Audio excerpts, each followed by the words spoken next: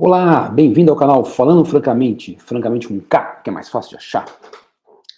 Então, antes de mais nada, deixa o like, chame seus amiguinhos, compartilhe e vamos lá ao vídeo, né? Esse vídeo aqui. Nesse vídeo, o trabalho em discussão é esse aí que está aparecendo, a influência dos contextos sociais sobre a performance de tarefas motoras e cognitivas, né? A influência do contexto social na performance motora e cognitiva. Realização, realizando sozinho, na frente dos outros, ou coacting, que seria atuando com outros, né?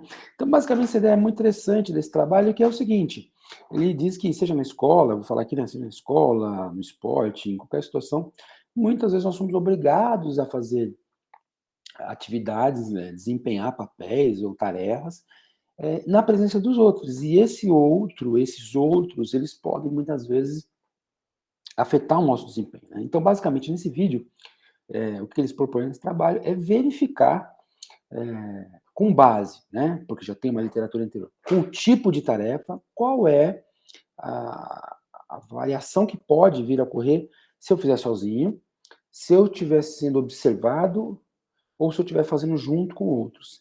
E, basicamente, o critério aí é a questão do tipo de habilidade, da tarefa, o tipo de habilidade que ela exige. Então, por exemplo, tarefas que teria uma coordenação motora grosseira ou habilidades condicionantes, né, depende de força, capacidade aeróbia, potência ou velocidade, né, elas serão afetadas de um jeito. Por outro lado, tarefas que fossem mais coordenativas ou, né, dependendo de habilidades coordenativas ou cognitivas, seriam afetadas de outro. Basicamente, segundo uma pesquisa anterior, pesquisas anteriores, as primeiras, as que fossem dependentes de atividades condicionantes, né, em função do grau de ativação, acabariam, por exemplo, sendo beneficiadas. Por outro lado, aquelas que exigem coordenação ou parte cognitiva, ao roubar a atenção, né, por uma plateia está observando, quando ele rouba a atenção da pessoa que está executando, isso acabaria sobrecarregando cognitivamente e atrapalharia, ou seja, atividades de coordenação motora fina, cognitivas serão atrapalhadas, segundo a ideia, pelos observadores, enquanto aquelas dependentes de atividades motoras grosseiras ou condicionantes seriam beneficiadas. Basicamente é isso que eles testaram, tá? Então, ele fala lá, né, então, o que a gente falou, seja no contexto da escola, do esporte, do trabalho, a gente realiza tarefas e essas tarefas são realizadas na frente de outros, que muitas vezes estão vendo, e não só vendo, como também avaliando o nosso desempenho. E aí ele fala que, ele comenta, né, especificamente no esporte, os espectadores estão ali, inclusive, para avaliar o desempenho, né? Eles cobram esse desempenho dos competidores, né? E aí, uma coisa bem interessante, ele comenta assim, o esporte ele é estruturado de tal forma, né, com regras, de tal forma, ele é estruturado com regras, etc., que mesmo que uma pessoa não consiga, por mesmo que eu não consiga avaliar ou performar, ou realizar um Osotogari, que nem o Shohei Ono consegue lá, né? De 73 quilos, acho que o campeão olímpico, várias vezes, né, mundial, ele consegue, ou seja, embora eu não consiga nem de perto fazer um Sotogari como ele faz, em função da forma da pontuação, da forma que é estruturado, eu consigo classificar o desempenho dele. Então isso é uma coisa legal, né? E aí que tem muita pesquisa em psicologia de exercício sobre a presença dos outros. E essa presença, inicialmente, né, foi dada a ideia de que ela pode ser positiva, uma influência positiva, isso seria facilitação social, inclusive aqui está contexto social, né, então um contexto de facilitação social, e se o desempenho é comprometido, seria um contexto de inibição social. Então, aí ele fala que as pesquisas, os autores mencionam, né? Pesquisas sobre facilitação e inibição social possuem grande tradição na psicologia. Tá? Então, eles falam sobre isso. E aí, né? Eles citam várias pesquisas sobre avaliação. Então, mostrando que aí tem pesquisa mostrando que, né? Você ficar preocupado com a avaliação pode afetar o desempenho, tá? E aí eu até comentei, né, em algumas vezes esse desempenho, quando ele é falado de forma negativa, uma explicação seria aquele contexto lá que eu falei, né, uma atividade que envolve cognição, coordenação motora fina, memória, ela muitas vezes, quando está sendo observada, ao distrair chamar a minha atenção, aquele espectador, desviar a minha atenção do foco da tarefa, causaria uma sobrecarga cognitiva, tiraria a atenção da tarefa, desempenharia mal, tá? Então, isso aí, desde 1983, já dois pesquisadores, né, Bond e Titus, né, em 83, avaliaram 241 estudos que, na maioria, usava tarefas cognitivas, e a conclusão foi exatamente essa. Tarefas simples, usando medidas quantitativas, aumenta o desempenho quando observado. Ao contrário, tarefas complexas, quando observadas, perdia o desempenho, ou seja, facilitação social ou inibição social, que a gente estava falando aqui agora, né? E aí, uma coisa que eles mostram, bem interessante para a gente entender um pouco esse desenho experimental deles, é que eles dizem que esses estudos iniciais que verificavam o efeito do espectador, inclusive esses 241 que o Bond e Tykes revisaram em 83, eles colocavam geralmente o espectador, o observador, numa condição passiva. Quer dizer o quê? Eles botavam pessoas para ser observadas, mas o observador era orientado a não emitir nada, né? Não emitir nenhuma uma posição, e sequer parecer que estava prestando atenção ou estava fazendo um julgamento de desempenho. Então é como se o espectador fosse um cara pura, uma condição pura, meramente ali presente, mas sem, naquela expectativa de não influenciar, ele não podia emitir nada, nenhuma reação. E aí, o contrário, ele menciona que no contexto real, para ter uma validade ecológica, numa situação, para tentar representar uma situação real, as pessoas sim, que nem acabou de falar no esporte, as pessoas sim observam, não são meramente observadores, elas estão ali quantificando, por isso que ele faz, né, no design dos estudos dele, você realizando sozinho, você sendo observado apenas e você sendo avaliado, né, então você fazendo sozinho, você atuando junto e você sendo avaliado, né? Então, ele fala disso aí, né? E eles vão seguindo, né? Aí ele fala, mas nas situações sociais da vida real, as pessoas conhecem, né? As pessoas muitas vezes são conhecidas, que eu acabei de falar, o espectador antes nos estudos era um mero observador. Mas ele fala, olha, na situação real social, as pessoas muitas vezes conhecem, são conhecidas que estão nos avaliando. E as pessoas que estão nos avaliando são conhecidas, a gente tende a atribuir mais importância à avaliação delas justamente por elas serem conhecidas, né? Então, a mesma coisa ele fala aqui do exemplo do estudante na escola sendo avaliado pelos seus pares, tá? Ou no esporte. Então, diante disso, eles começaram a criar justamente esse desenho aí, onde as pessoas eram avaliadas não de forma puramente passiva, tá? A gente vai falar disso. Para aumentar a validade ecológica, né? E aí, outra coisa que ele fala, para a gente entender, por fim, o desenho deles, é que a maioria dos estudos sobre inibição social, tá?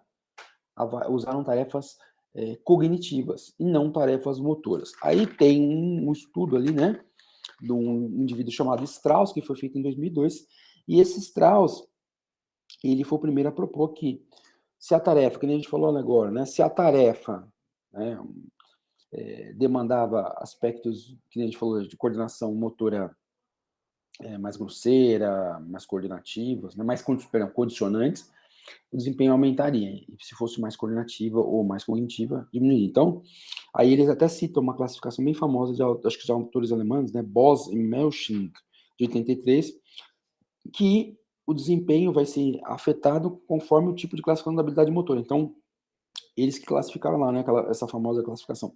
Habilidades motoras condicionantes, aquelas dependem de endurance, força e velocidade. Coordenativas, considerando primariamente a coordenação e a velocidade. E ainda teria as atividades motoras passivas de transmissão, seria a flexibilidade. Então, as condicionantes tendem a ser beneficiadas a partir de atividades induzidas pela presença do espectador. Por quê? O outro está lá, você tem uma ativação, um arousal, né, uma ativação fisiológica, isso tende a beneficiar essas atividades, né? Já tinha estudo prévio dizendo isso. Por outro lado, as coordenativas seriam prejudicadas. Então, ele faz os dois estudos, né? Então, no primeiro estudo, o que ele faz? Ele faz dois estudos nesse paper aí, com 33 pessoas, né? As mesmas 33. Dois estudos. No primeiro estudo, as pessoas têm que fazer duas tarefas. A tarefa de fazer prancha, né? Então, a pessoa vai fazer prancha sozinha, vai ter o tempo dela marcado. Numa outra situação, as pessoas vão fazer pranchas juntas. Eram grupos mais ou menos 4 a 6 pessoas. E num outro, a pessoa ia fazer prancha sendo observada, né? Por outro lado, nesse estudo 1, uma segunda tarefa seria uma tarefa de empilhar copos. Aquela tarefa de empilhar copos fazendo, né, 4, 3, 2, sei lá, 1, mas com o tempo. Então, o que eles previram aí, né, nesse estudo? Eles previram o seguinte, que né, no empilhamento, então, eles assumiram que realizar a tarefa na frente... Opa, cadê 2 minutos? Eles previram o seguinte, que realizar a tarefa na frente de uma plateia e de outros atletas de CrossFit, que eram todos atletas de CrossFit, iria aumentar o efeito dos participantes, a performance dos participantes na atividades de força, na prancha. Por outro lado, não ia afetar tanto na performance, não ia afetar de forma prejudicial o copo, né, quando eles estivessem sendo avaliados, não quando eles estivessem fazendo juntos. Por quê? Eu vou mostrar os lugares. Porque se você está fazendo a tarefa do copo e outras pessoas fazendo, você não está prestando atenção nela, você está prestando atenção na sua.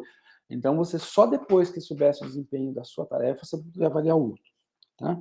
Então, olha o que eles observaram aqui. Ó.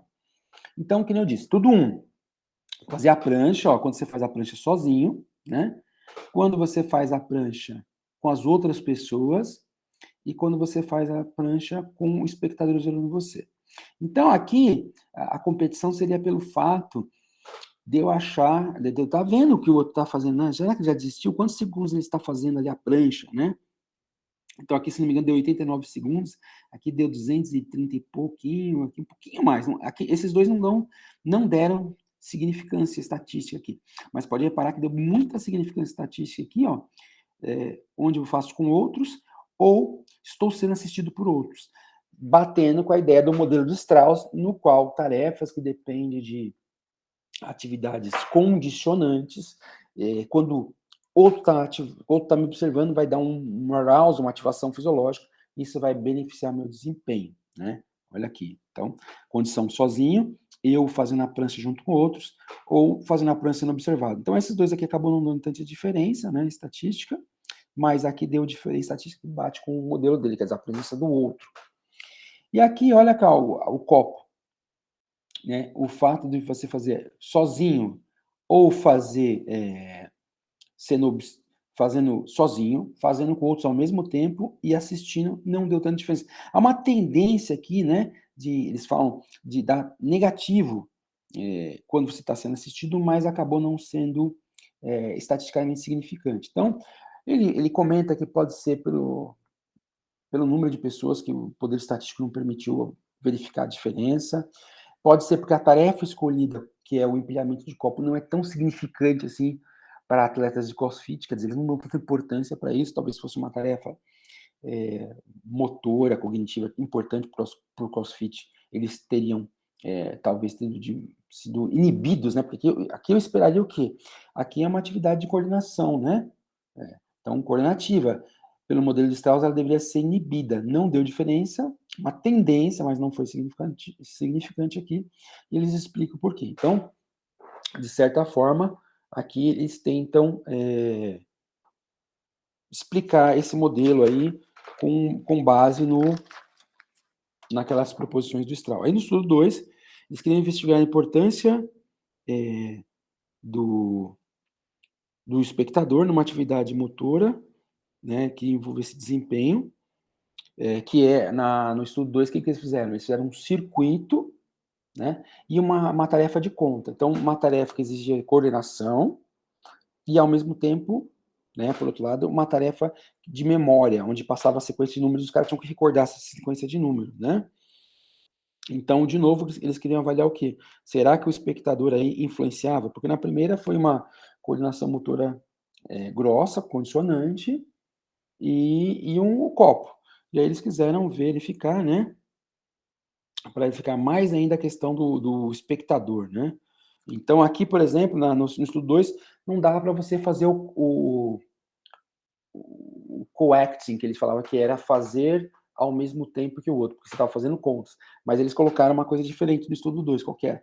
Que é um espectador passivo, mas o espectador também te avaliando, te dando nota. Então, eles queriam entrar mais a fundo ainda na questão do espectador. Porque aqui, por exemplo, ó, eu fazia sozinho, competia na prancha, eu fazia sozinho, competia com outros, e tinha espectador, mas o espectador não estava me dando nota, nem aqui, né? Nem aqui no empilhamento de copo.